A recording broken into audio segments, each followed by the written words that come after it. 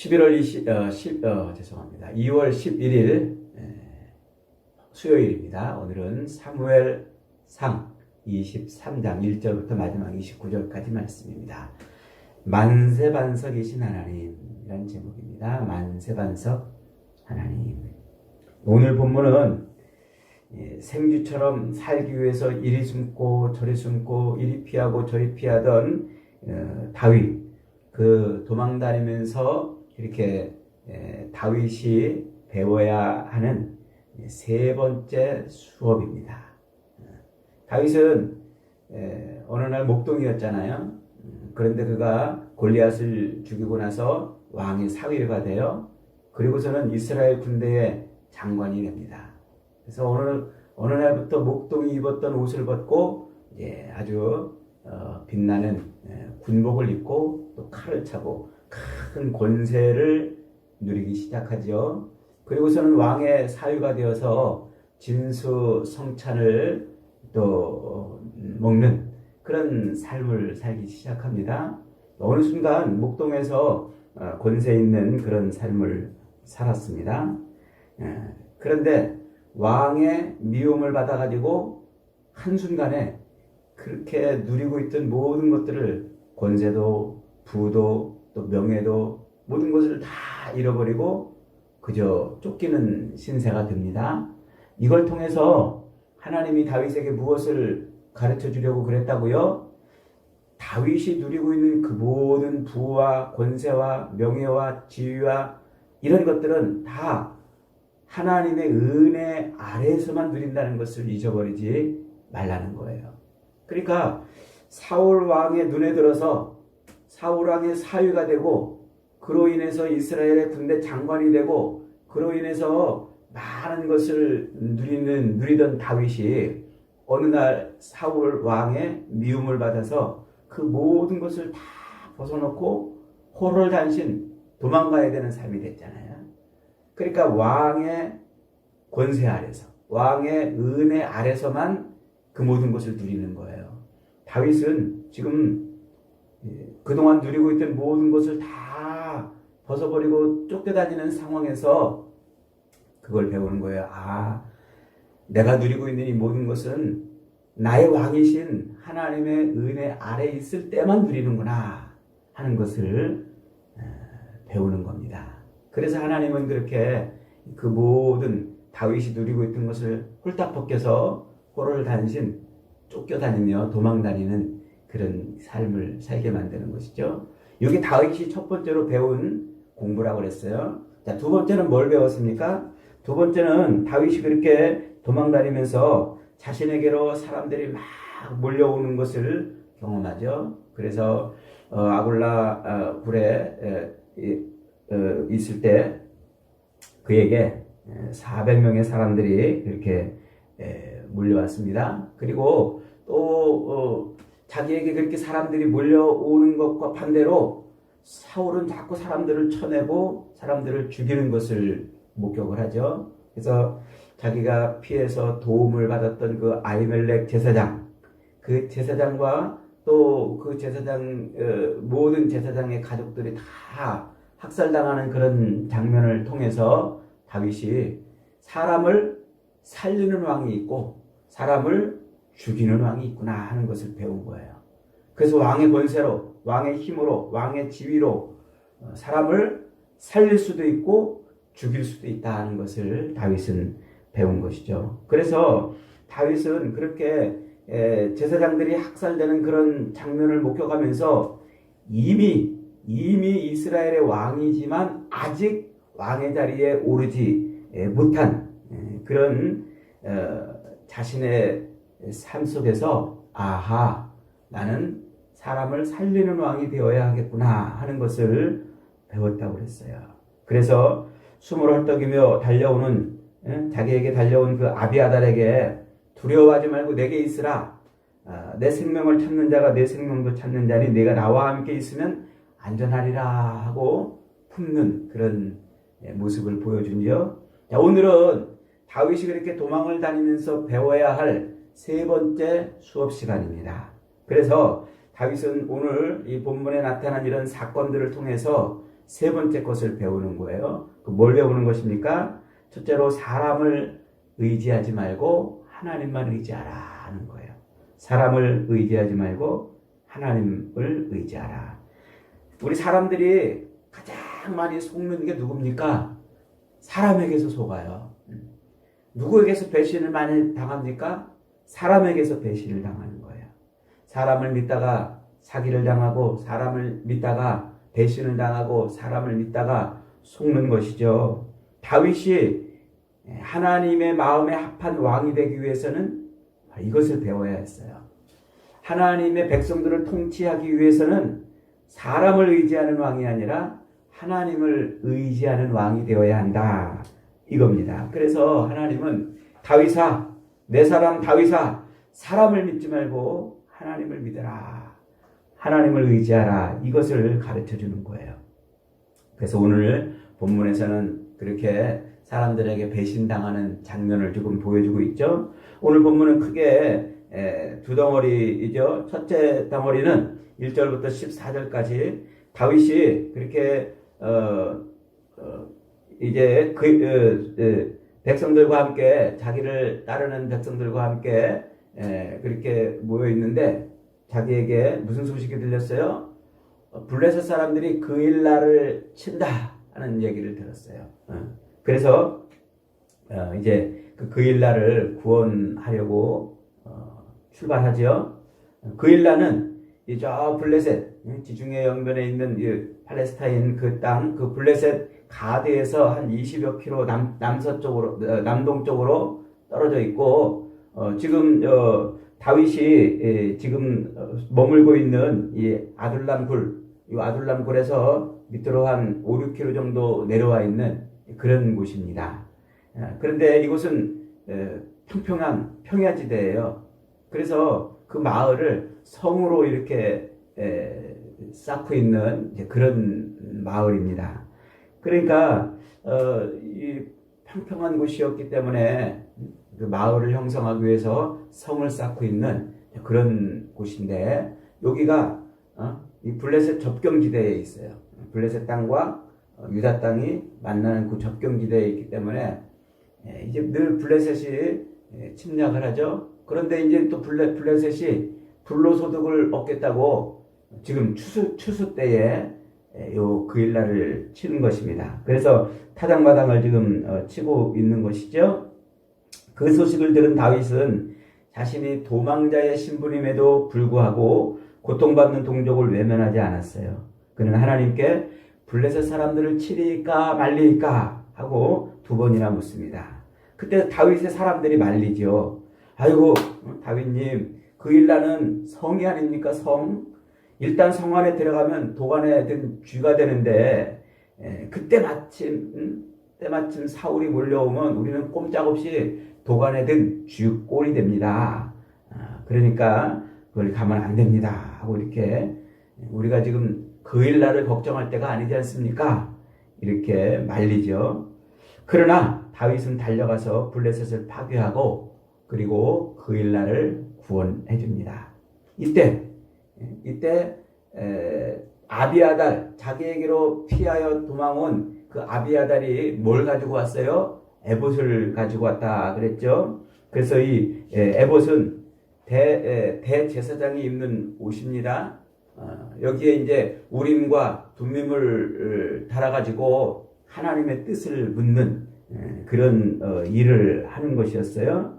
이 우림과 둠밈을 통해서 하나님의 뜻을 묻게 하는 것이 바로 요 에봇의 역할인데, 아비아달이 때마침 사울을 피해가지고 도망 나올 때 그걸 가지고 나온 거예요. 그래서 다윗이 그 에봇을 가지고 이제 묻죠. 그일라 사람들이 사울이 공격할 때, 사울이 쫓아올 때 나를 그일라 사람들이 사울에게 넘기겠습니까? 안 넘기겠습니까? 이렇게 이제 물어봅니다. 그래서 다윗이 지금 이렇게 에봇을 가지고 하나님의 뜻을 물었다 하는 것은 지금 무엇을 의미하는 것입니까? 이스라엘의 정통 왕권이 지금 사울에게서 다윗에게로 넘어갔다 하는 것을 말해주고 있는 겁니다.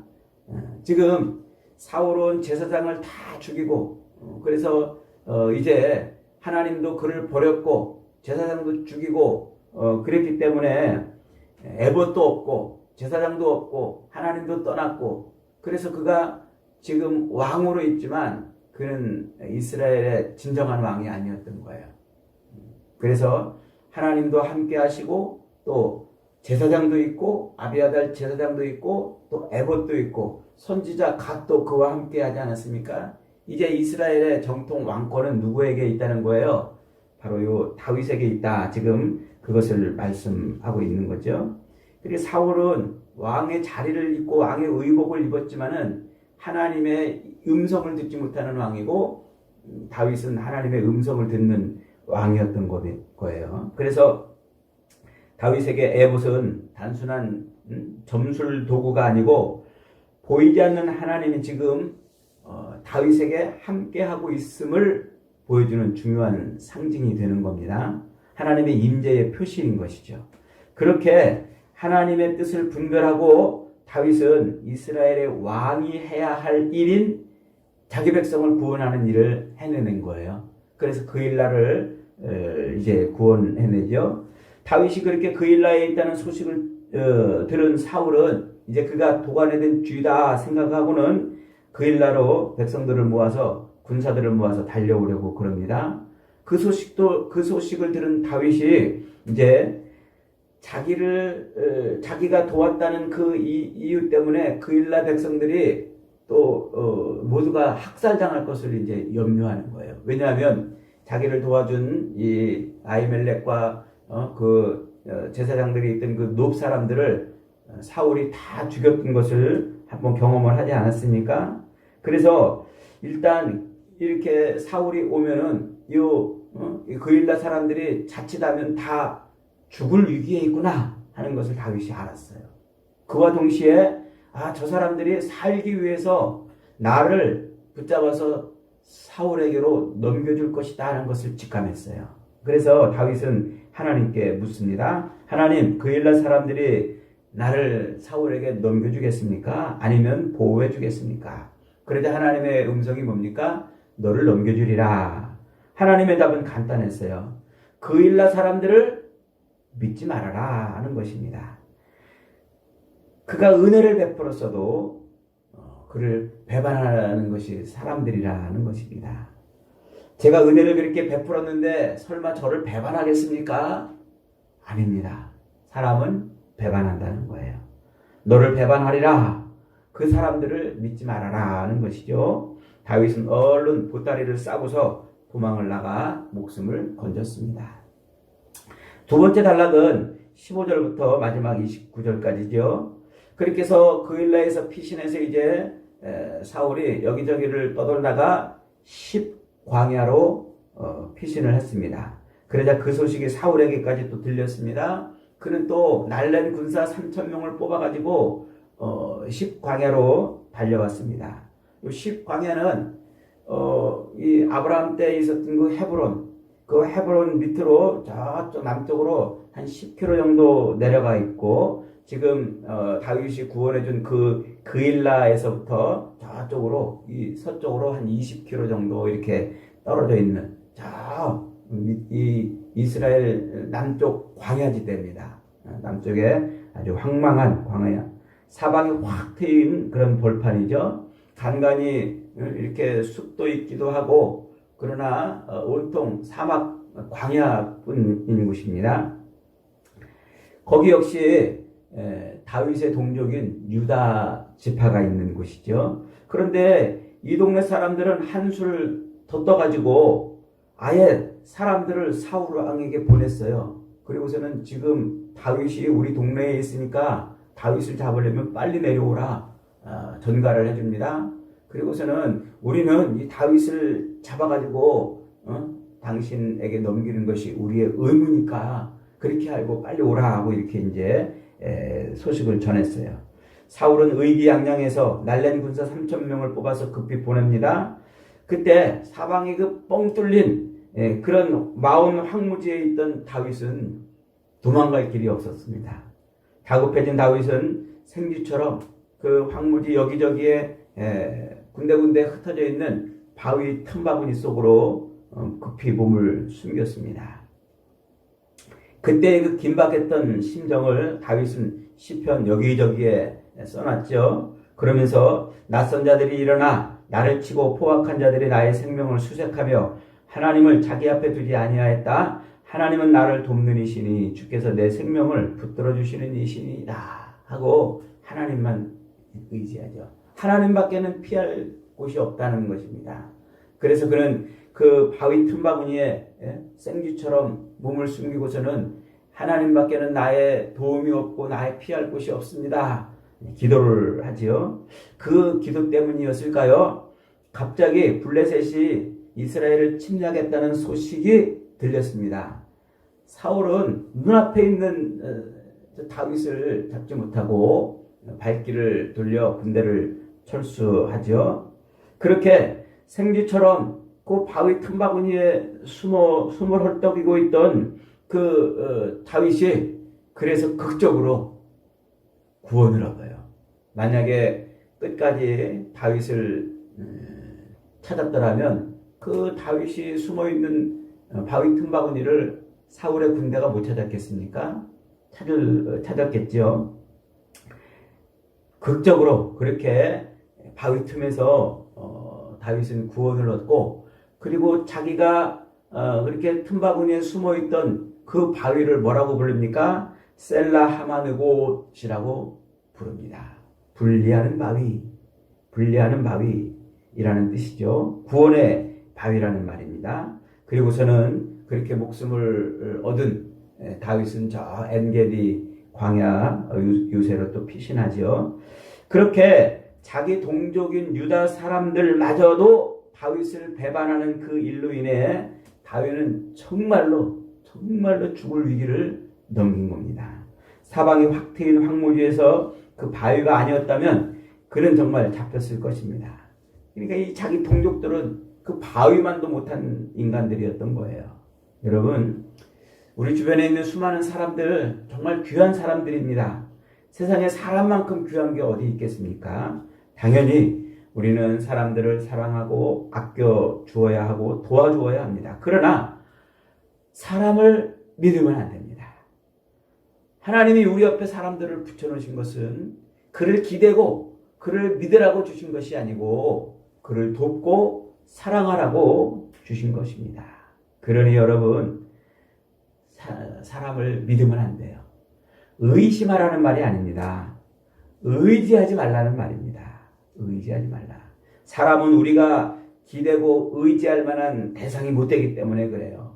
사람은 우리가 피할 바위가 되지 못하기 때문에 그래요. 다윗은 이 두 사건을 통해서 또 중요한 것을 배웁니다. 우리가 의지할 것은 사람이 아니고 오직 만세반석 대신 하나님이시구나 그래요. 하나님.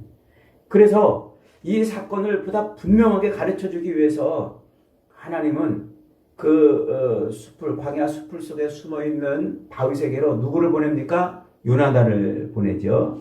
그래서 15절 본문 15절 16절 보면은 요나단이 와가지고 어떻게 요나단이 다윗을 찾았는지 모르겠습니다만 요나단이 와가지고 다윗에게 이렇게 말합니다. 17절에 보니까 요나단이 그에게 이르기를 두려워하지 말라. 내 아버지 사울의 손이 네게 미치지 못할 것이요 너는 이스라엘의 왕이 되고 나는 네 다음이 될 것을 내 아버지 사울도 아느니라 그래요.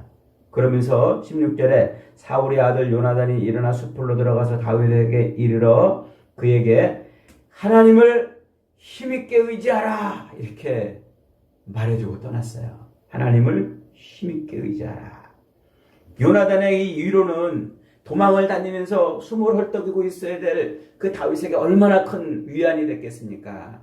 하나님을 힘있게 의지하라. 너는 반드시 이스라엘의 왕이 될 것이다. 내가 아니라 네가 될 것이다. 사울도 그것을 알기 때문에, 아버지 사울도 그것을 알기 때문에 너를 그렇게 쫓아다니는 거니라. 이 소식을 들려준 거예요. 얼마나 다윗이 힘이 되고 위로가 됐겠습니까? 다윗에게 요나단은 정말로 사랑스럽고 든든한 보호자였습니다. 다윗에게 요나단은 정말 죽어도 갚을 수 없는 그런 은혜를 베풀어 준 사람이에요.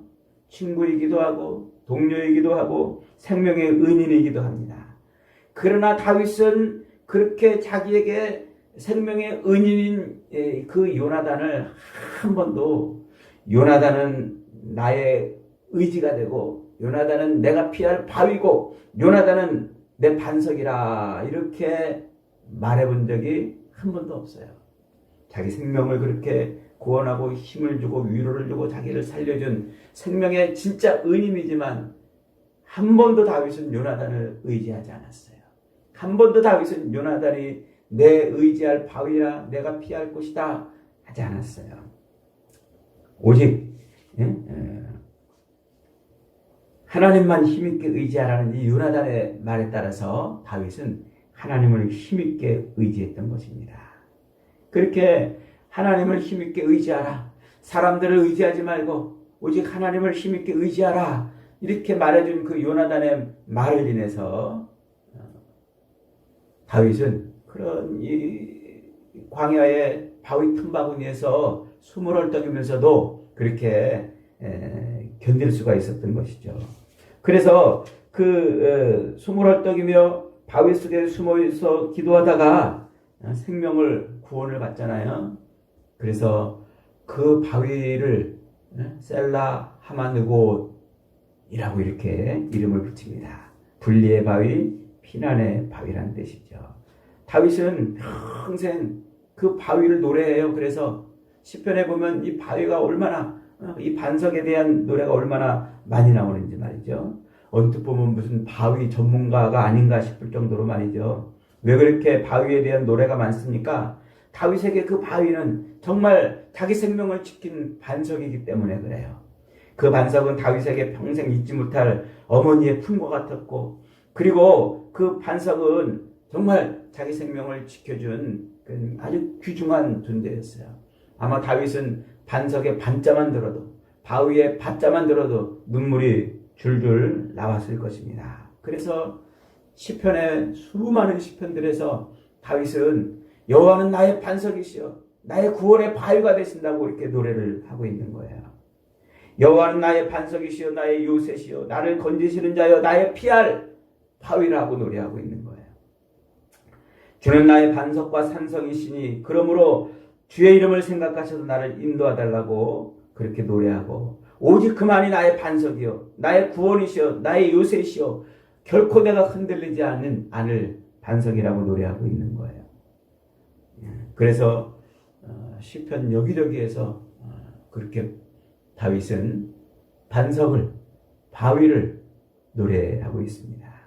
여러분, 다윗이 노래한 반석이, 다윗이 노래한 바위가 그냥 바위 덩어리일까요? 아닙니다.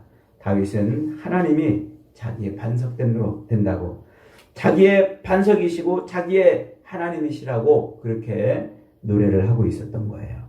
그 놀라운 사실을 흔들리지 않는 그 언약으로 자기를 붙들어주고 있는 그 하나님에 대한 이 놀라운 사실을 그는 그래서 시편에서 그렇게 노래하고 있는 것이죠.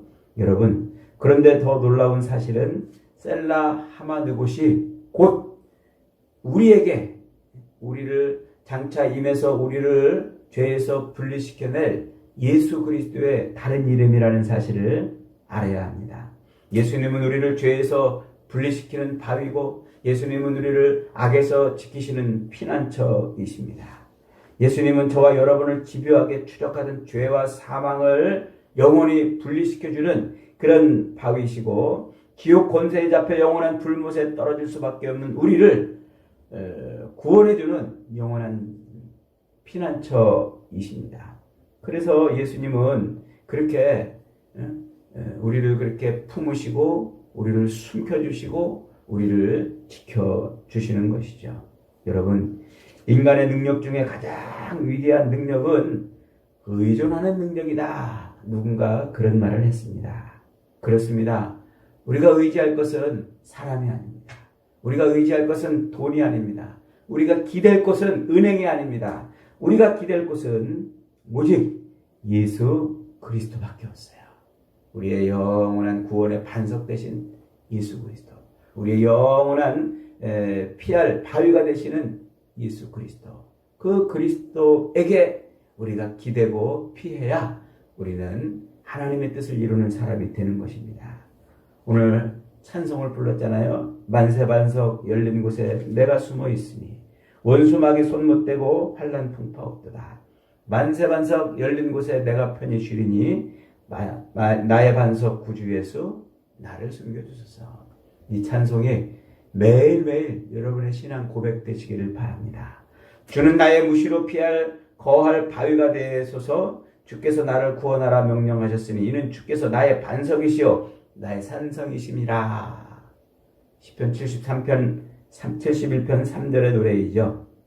여러분, 저와 여러분은 날마다 무시로 우리를 죄에서 분리해주고 모든 악의 피난처가 되시는 예수 그리스도를 의지해서 구원의 노래를 부르시는 복된 인생들이 되시기를 바랍니다. 오늘도 구원의 노래를 부르고 찬송을 부르는 그런 삶을 반석 되신 예수 그리스도를 의지함으로 부를 수 있는 귀한 인생들이 되시기를 주님의 이름으로 축복합니다. 아멘.